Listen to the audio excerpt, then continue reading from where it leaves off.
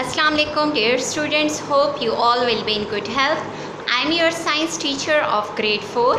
Students, open your book page number 22. In previous class we were started growth in plants. We were also study about germination. What do you mean by germination? Germination is actually the process in which seeds grow into a new plant. A plant grows at the tips of the stem. Roots and leaves have special groups of cells which keep on dividing. If you cut off the tip of a stem, new branches will grow from the sides. If you pull the leaves of a twig, you will see tiny buds on it. Each bud has number of tiny leaves folded up inside. Buds can grow into branches or flowers. There is a bud at the tip of the stem. It helps the stem to grow longer. Now, plants grow at the tips. The tips of the stem, roots and leaves have special groups of cells. These cells are keep dividing. They are further dividing. If we cut off the tips of stem, so new branches will be grow, and the buds can grow into branches or flowers. Come to the next page, page number 23. Here is a diagram of life cycle of a flowering plant. Here is a diagram. First step, germination. As I told you, germination is the process in which seeds changes into a new plant.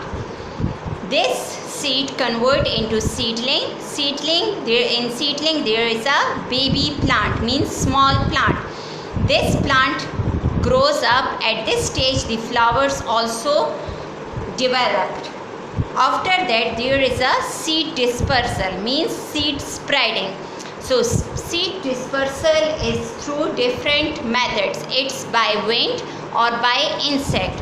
Through wind the seeds also disperse, the seeds also spread, or through insect the insectate the seeds and throw into another area. So through insect the seed also spread.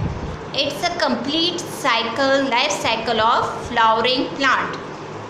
Amazing fact, a bamboo plant can grow up to a meter a day, especially in the rainy season. In rainy season, bamboo plant can be grow in a day for up to a meter.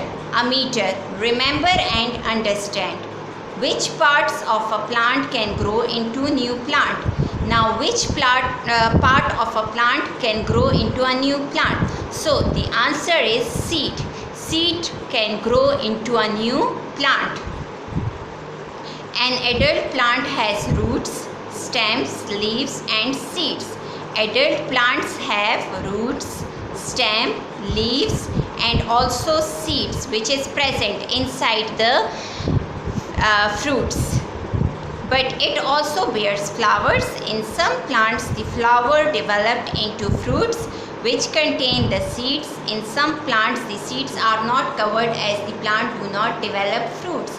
Now some plants flower developed into fruits. That fruits contain seeds. In some plants the seeds are not covered as the plant do not develop fruits.